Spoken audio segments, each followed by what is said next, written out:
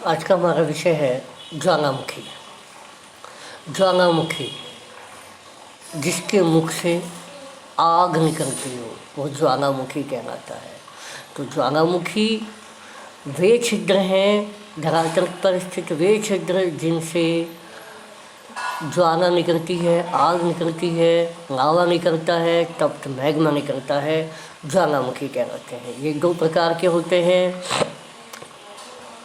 एक उद्गार के आधार पर इनको दो भागों में बांटा गया है, केंद्रीय उद्गार और दरारी उद्गार। एक केंद्रीय उद्गार, वे ज्वालामुखी जिनमें उद्गार एक छिद्र के माध्यम से होता है, और दरारी उद्गार में छिद्र नहीं होता बल्कि एक दरार होती है, उस दरार में से लावा बाहर आता है और कोई इनमें अंतर नहीं है, बस इतना संबॉलिक होता है। तो केंद्रीय उद्गार के ज्वालामुखी ही जितने भी नाम आप सुनते हो सब केंद्रीय उद्गार के ज्वालामुखी है, क्योंकि दरारी उद्गार से ज्वालामुखी नहीं बन करके पठार बनते हैं, जैसे कोलंबिया का पठार, ब्राज़ील का पठार और दक्कन का पठार आदि जो भी बनते हैं इस तरह से। तो ये हैं। अब बात करते हैं उद्गार की अवधि के आधार पर। उद्गार की अवधि के आधार पर तीन प्रकार के ज्वालामुखी होते हैं, जैसे कि आप स्क्रीन पे देख रहे हैं। सक्रिय ज्वालामुखी, प्रसुप्त ज्वालामुखी और शांत या मृत ज्वालामुखी। सबसे पहले सक्रिय, जिसे इंग्लिश में एक्टिव ज्वालामुखी कहते हैं। एक्टिव, जो हमेशा एक्टिव रहते हैं, जो कभी चुप नहीं बैठते, यानी कि जो हमेशा जिनसे उद्गार निकलता रहता है, साल 2 साल 3 साल 5 साल में 10 साल में लगातार उनमें उद्गार चलता रहता है।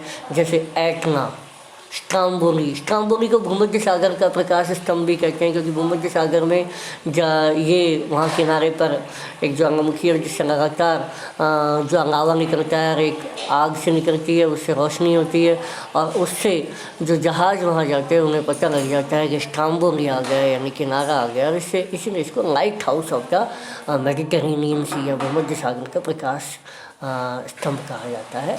एक है कोटोपैक्सी, जिसको चमकती हुई चोटी कहते हैं। एक सेंट हेलेना है, भारत में भी एक सक्रिय ज्वालामुखी है, बैरन, और इसके अलावा लैसन पीक और मोना लोआ, ये सब सक्रिय ज्वालामुखी है। इसके बाद है प्रसुप्त ज्वालामुखी, इसे डॉर्मेंट कहते हैं।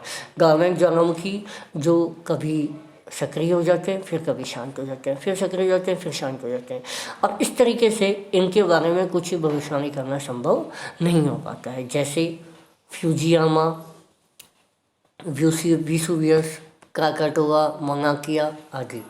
फ्यूजियामा को पवित्र भूमि के नाम से जाना जाता है, ये जापान में है। वेसुवियस इटली में है, क्राकाटोआ इंडोनेशिया में है, मोनाकिया हवाई द्वीप पर है।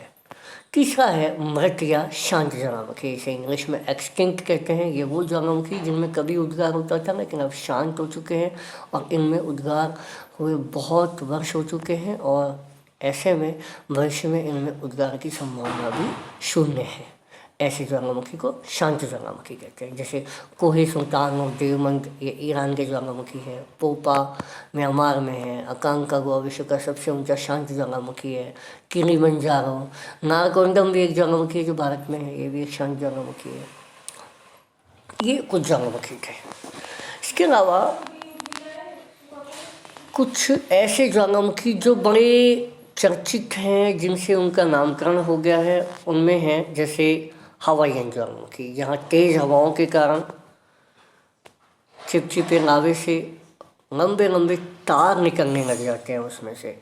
तेज़ हवाएं, हवाई द्वीप पर बहुत तेज़ हवाएं चलती हैं, और लावा चिपचिपा होता है, गाढ़ा होता है। इस वजह से ये लावा हवाओं के साथ जब बहता है, उड़ता है, तो उससे लावे में से लंबे लंबे तार या रेशे से निकलने लग जाते हैं, जिसे वहाँ के स्थानीय भाषा के लोग ऐसे कहते हैं कि ये पीली देवी नाम की एक देवी है उनकी, जिसके केश हैं, उसके बाल हैं, और इनकी तीव्रता बहुत कम होती है। इनके एग्जाम्पल है मोना लोआ और किलाविया। फिर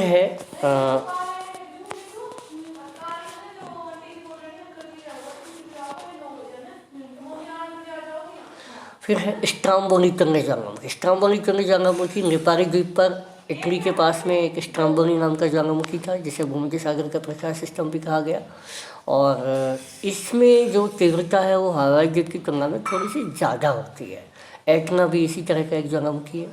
इसके बाद आता है एक वर्किनियन ज्वालामुखी। इसकी तीव्रता हवाई द्वीप और स्ट्रोम्बोली की तुलना में और भी ज़्यादा है। इसका जो लावा है वो तुलनात्मक रूप से थोड़ा सा गाढ़ा होता है। गाढ़ा होने के कारण ज्वालामुखी का छिद्र बार बार अवरुद्ध हो जाता है और फिर पुनः विस्फोट होता है। विस्फोट के साथ में एक फूल गोभी के समान गुबार ऊपर निकलता है और इस तरह से ये बनता है। तो इसमें फूल गोभी संरचना निर्मित होती है, इसे हम वर्किनियन कहते हैं। इसके बाद आता है विसुवियस। इसमें तीव्रता और भी ज़्यादा होती है, इसलिए इसमें जो फूल गोभी बनती है वो और भी ऊंची बनती है और नेपल्स की खाड़ी में इस प्रकार का ज्वालामुखी देखने को मिलता है। और प्लिनी महोदय ने इसको रिकॉर्ड किया था। रिकॉर्ड करने के दौरान ही वे मृत हो गए थे इसी ज्वालामुखी के कारण। इसी वजह से इसे प्लिनियन तुंग ज्वालामुखी भी कहते हैं। इसके बाद है पीनियन ज्वालामुखी। ये पश्चिमी द्वीप समूह पर एक मार्टिनिक द्वीप पर एक पीली नाम का ज्वालामुखी था और यहाँ 1902 में सेंट उद्गार हुआ था। उस उद्गार से सेंट पीरे नाम का एक नगर था जो पूरी तरीके से नष्ट हो गया था और इससे इतना भयंकर लावा निकलता है और वो धीरे धीरे धीरे पूरे आसपास के एरिया को बिल्कुल ऐसे निगल जाता है, उसको ढक लेता है। इसलिए इसको जलता हुआ बादल भी कहते हैं, जिसे लैटिन भाषा में नूई अर्जेंटे बोलते हैं। इसके और भी एग्जाम्पल है, जैसे क्राकाटोआ, हिबक हिबक ज्वालामुखी। क्राकाटोआ इंडोनेशिया में जहाँ 1883 में ज्वालामुखी आया था और उससे वहाँ भयंकर विस्फोट हुए थे। वो पूरा द्वीप जलकर नष्ट हो गया था। और हिबक हिबक ज्वालामुखी, माउंट तार ज्वालामुखी जो फिलीपींस में है, ये सब इसके उदाहरण हैं। आज इतना ही, धन्यवाद।